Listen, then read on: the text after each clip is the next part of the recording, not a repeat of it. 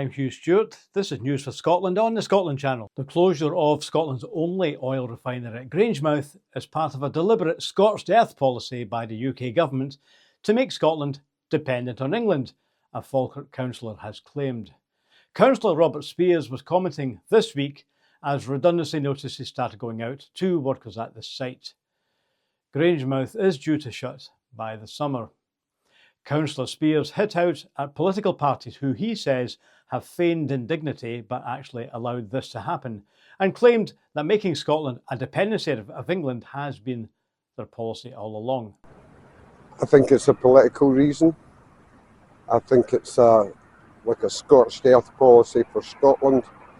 For a nation the size of Scotland not to have a refining capacity is a deliberate act. And this is a deliberate act. When you put our whole security at risk depending on one set of docks, then you are doing a deliberate act.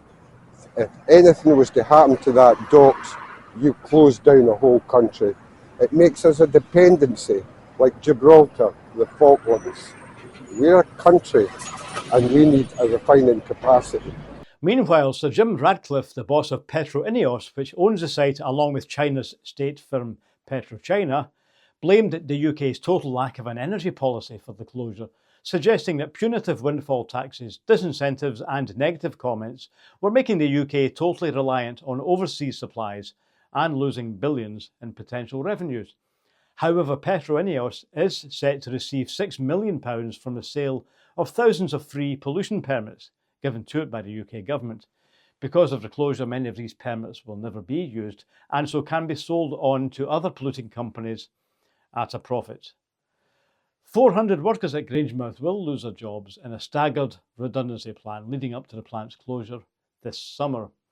General Secretary of the trade union Unite, Sharon Graham, described the closure as a needless act of industrial vandalism, while leader of a pro-independence party ISP, Colette Walker, told News for Scotland that the closure is an absolute disgrace, adding that the decision will leave Scotland the only country in the UK that produces the quantity of oil and gas it does, with no refining capacity. She added, "This was supposed to be a transition, but none of these workers being made redundant are being transitioned into anything professional in the renewables field, only onto the Universal Credit website." She added that Labour stood on a manifesto pledge to save Grangemouth, yet another publicity stunt for Scottish votes at the 2024 general election, a pledge they have not acted on nor fulfilled. None of England's 5 refineries is being earmarked for closure by the UK government in England, which controls Scottish energy resources and energy policy. The Grangemouth refinery was opened in 1924 and expanded into petrochemicals in the 1950s. It's the main supplier of aviation fuel for Scotland's airports and a major supplier of petrol and diesel ground fuels across the Central Belt. The site is expected to be a distribution hub for finished fuels refined in England and sent back to Scotland, with any added costs being passed on to consumers here. The plant is expected to employ just 65 out of the 500 staff currently working at the site. How would you feel if Nigel Farage became your Prime Minister? OK, it's still 4 years till the next UK election, but this week, for the first time, Farage's Reform UK party has gone ahead of both Labour and the Conservative parties in Britain-wide opinion polls. As News for Scotland pointed out earlier on in the week, Reform are less popular here than they are in England, but Scottish votes don't count much in a UK general election. The latest poll by YouGov shows Reform UK on 25%, with Labour on 24% and the Conservatives on 21%, raising the question, could Nigel Farage actually be Britain's Prime Minister by 2029?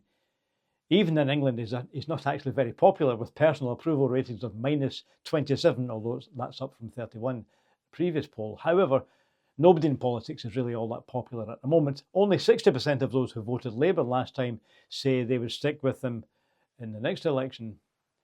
Reform could end up influencing government in Scotland if they win about a dozen MSPs in next May's election, May 26. And a sour MSP for Labour suggested that he could work with them, saying that he'll accept good ideas from them or any other party. So what do Reform say about Scotland? Reform are a unionist party, but they are not calling for an end to the Scottish Parliament. They do, however, stand against Scotland's move towards net zero, therefore reducing immigration and increasing oil and gas exploration, in spite of evidence that the climate crisis is getting worse. And of course, they won't consider rejoining the European Union. There's a trend both in Europe and America towards radical far-right policies. The AfD are growing in the eastern part of Germany, and in Austria, anti-immigrant Herbert Kickl looks like being that country's next chancellor. Farage is a supporter of President Trump, and he's argued for a free trade deal with America as an alternative to closer links with Europe. That would do very little for us, as we trade far more with Europe than we do with America because of where we are, and any deal which Trump negotiated would be in his interests, not in ours. But Reform are now looking like the third party in Scotland, taking over from the Conservatives, and are polling very close to Labour here. People are fed up with all the big political parties, including the SNP, who have fallen in the polls from around 40% in 22 to 31% now, which opens up a space which a new party like Reform can move into. Will they soon be the official opposition in Scotland? Does artificial intelligence, AI, make Scotland more vulnerable to cyber attack? Bill Buchanan, Professor of Applied Cryptography at Edinburgh Napier University, sounded a note of caution on the growing cyber threat posed by AI in an Edinburgh conference last week. Professor Buchanan warned that AI will be completely destructive across all sectors and that organisations are poorly prepared to deal with the threats. The days, he says, of experienced hackers and teams around the world will fade away, and what we'll get is people who have virtually no skills or experience at all in hacking. What makes matters worse now is that automatic hacking systems run by AI agents just cost a few dollars a day to run, and they don't get tired. Buchanan continued, your organisation will be attacked, but not by people. At the UK level, the National Audit Office recently found that the government's cyber resilience was lower than estimated, and warned it would fail to keep up with the rate of attacks on Whitehall, which are likely to happen regularly. Paul Chapman, head of public sector cyber security for the Scottish Government, said that's likely to be the case north of the border too. Paul Chapman says, we've not designed the systems to be secure from the ground up. We've grown them over time, and that brings with it a whole bunch of flaws and risks that we're still dealing with. He added that we have to move up our cybersecurity baseline all the time, but that's not cheap.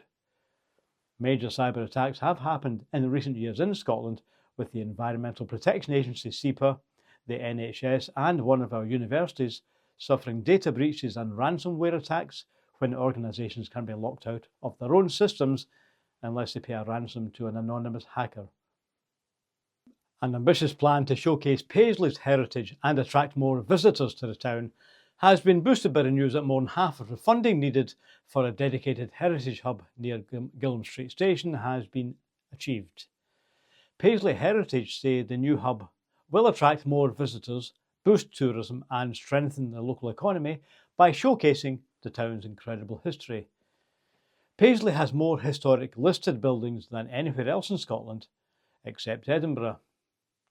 The GoFundMe fundraiser aims to raise £5,000 to establish the hub in the town's county square in front of Gilmer Street Station, and more than 55% has already been raised.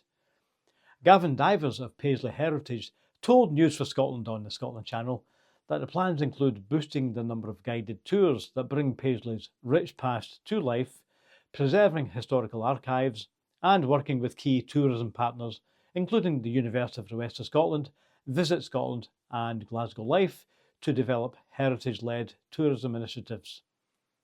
A film about Paisley and its heritage is currently in production and will be shown on the Scotland Channel at a later date. An Ayrshire litter picking group has launched a GoFundMe appeal for 2,500 branded refuse sacks.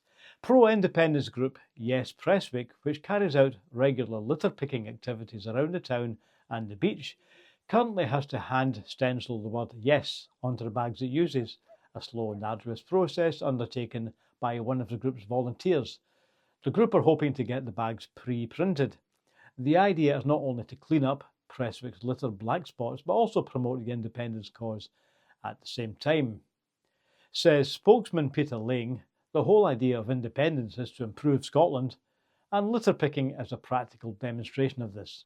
A documentary about the Yes Prestwick litter group will be shown on the Scotland Channel from the 6th of March. For full details of all the films available to watch on the channel, visit the Scotland Channel website, thescotlandchannel.tv.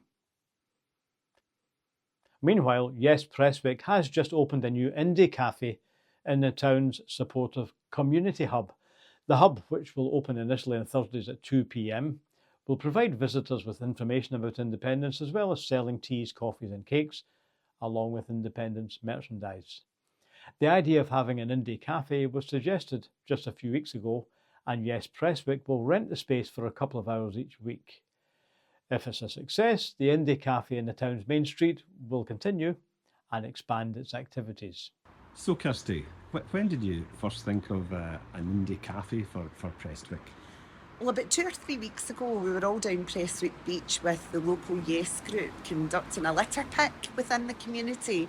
And after it, we all went for a coffee and a blether. And that really is where the inspiration came for us to kind of develop an indie cafe locally, to kind of create a safe space for people to come along of any political persuasion and basically talk about the benefits of independence for Scotland. That's it, and it's a wee social thing as well, I suppose. Absolutely, And absolutely. How is it funded? How much does it cost to kind of rent the community hub the 65 Club? So the 65 Club charges £20 for 2 hours for hire of the hall. Last Thursday's as a test bed was free to attend, and we encourage anyone who attends this coming Thursday to donate £1 to help cover the costs of the hire of the hall. Oh, that's right. What kind of things do they sell there? So a cup of tea is as little as 65 pence. You can get coffee and cake from the 65 Club. We've not developed any Yes Movement merchandise to sell at the events. It's more about that space for people to come and share ideas and raise awareness of independence. But we'll be driven by the people who attend. If there's a demand for merchandise, then we'll look to develop something. Yes. And what were the open hours again, did you say? So Thursday, 2 p.m. till 4 p.m. And there's a great group of 5 people who are working really hard to make sure that we can host it on a Thursday afternoon. That's great. And what's the address? It's 65 Main Street in Prestwick, and the postcode is KA91JN for anyone who'd like to travel from out with the area, because everyone's welcome.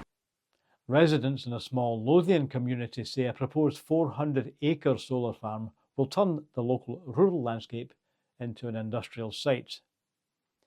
Reading-based company Voltalia UK Limited wants to build the solar farm, which includes a battery storage plant and 500,000 solar panels, just 4 miles south of Dunbar at Oldham Stocks.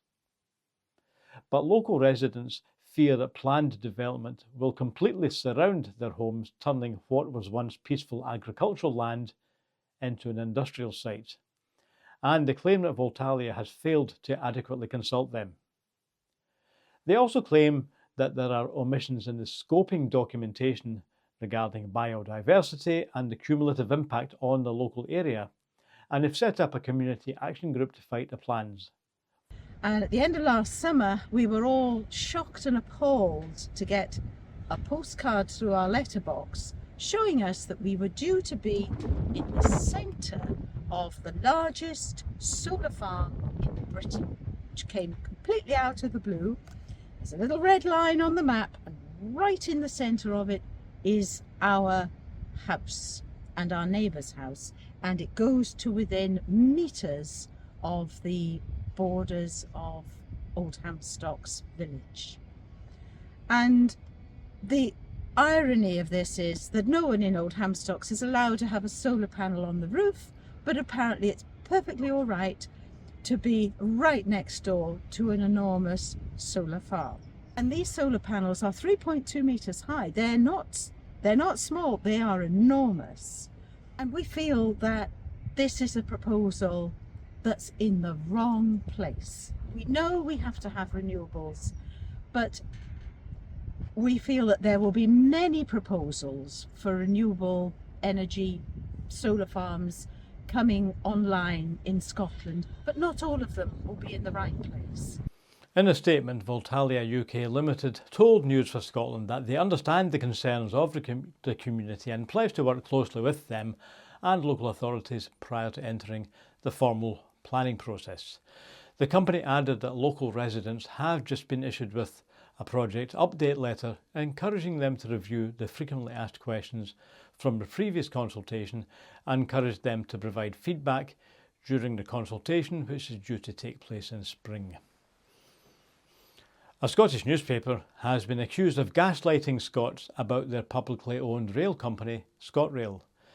The Scottish Government brought ScotRail back into public ownership in 2022 after it had been privatised by the Conservative government in England in the 1990s. In a recent headline, the Herald suggested that ScotRail was responsible for 220 million of compensation being paid out to passengers for delays. That's misleading, claims independence blogger Leah Gunn Barrett. She says most of the blame for delays to services was not the fault of ScotRail, but the UK government-owned Network Rail, which is responsible for maintaining the tracks and other infrastructure such as tunnels, bridges and viaducts. According to statistics from the ORR, the Office of Rail and Road, from April 22 to March 23, Network Rail was responsible for 63% of the time delays in 21 to 22 due to infrastructure faults and for 64% of the delays in 22 to 23. Since ScotRail was renationalised in April 22, it has paid out 1.5 million in compensation. Based on that benchmark, and with roughly 11 times the population of Scotland, England's 15 privatised rail companies should have paid around 16.5 million in compensation, but figures reveal they actually paid a staggering 239,930,000 in compensation. She also criticised the amount of money paid by private rail firms in England to its shareholders rather than on improving the railway. A total of £2.7 billion in dividends has been paid to shareholders of the three largest rolling stock companies in England over the past 10 years. That's around 100% of their pre-tax profits. Money, she says, should have been reinvested into the rail network. In 2020 alone, shareholders received £950 million in dividends, money that should have been reinvested but went instead to parent companies based in low-tax jurisdictions like Luxembourg, Canada or Australia. In Scotland, train rolling stock is publicly owned. Ms Gunn Barrett said that the Herald should have pointed out these comparisons to put the story in context rather than gaslighting the Scottish public. Now, a story from the Joseph Rowntree Foundation. The major UK charity says that Scotland is the only part of the UK where poverty is projected to fall over the next 4 years. The Joseph Rowntree Foundation said the UK government in England won't see progress on child poverty by the end of this Parliament if investment in social security does not form part of its child poverty strategy. However, the charity said that only Scotland is forecast to see child poverty rates fall by 2029, thanks to a different policy being pursued by the devolved Scottish Government, demonstrating the power of social security policy in tackling poverty. The charity said that the gap between child poverty rates in Scotland compared to England and Wales will have grown, with Scotland moving from being 7 percentage points to 10 percentage points below the rest of the UK. About 1 in 3 children would still be in poverty in England, but in Scotland that would be closer to 1 in 5 children in poverty, due in large part to Scotland's specific policies, with child poverty in Scotland just 7%, the level it is in England. The Joseph Rowntree Foundation said that if the rest of the UK were to follow Scotland's lead, 800,000 fewer children would be in poverty. While the Scottish Government is making progress, it will remain some way off reaching its child poverty reduction targets without further action, says the charity. However, Scotland's overall budgets are controlled by the UK government in England, putting extreme pressure on the devolved administration's ability to mitigate damaging UK policies as Westminster continues to make cuts to that budget. Residents of high-rise flats, which featured in Irving Welsh's 1993 novel Trainspotting, have hit out at Edinburgh City Council over persistent issues with toxic black mould, faulty lifts, drug dealing and problems with rats and mice. In a report by a campaign group formed by residents of Leith's Cableswind House, dubbed the Banana Flats due to the block's curved shapes, say their human right to decent housing is being breached. The flats were made famous as a home of Simon Sickboy Williamson in the Trainspotting novel. Built in the 1960s in a brutalist architectural style, the block was given a Category A listed building status in 2017 as a building of national importance. Results of a recent survey show that 58% of residents have had their lives moderately or majorly disrupted by broken lifts, with 6.7% of people being made housebound because of it. Over half of residents have also experienced damp and mould, 4 in 10 saying the problems with their home negatively impact their mental health. The residents have been calling for action on the most pressing issues to be tackled by this July. In a statement, City of Edinburgh Council says it has committed a significant investment of £69 million in Cableswind House to address the concerns of tenants. And finally, a Scottish music festival has announced the 2025 lineup. Headlining this year's Eden Festival from June the 12th to the 15th at Rayhills Meadows between Moffat and Dumfries, and a London duo Bob Vylan, whose third album, released in 2024, Humble as the Sun, was hailed as electrifying, experimental and empowering by New Musical Express. Also in the lineup are legendary rappers Slum Village, Left Field Orchestra Baobab, Beluga Lagoon, Talisk and Fabio and Groove Rider. That winds up our stories for this week. Join us again on the Scotland Channel every Friday night from 7 p.m. Don't forget, once released, you can view all our shows anytime on the Scotland Channel. Support us by linking, sharing and subscribing to our YouTube page, thescotlandchannel.tv. Thanks for watching.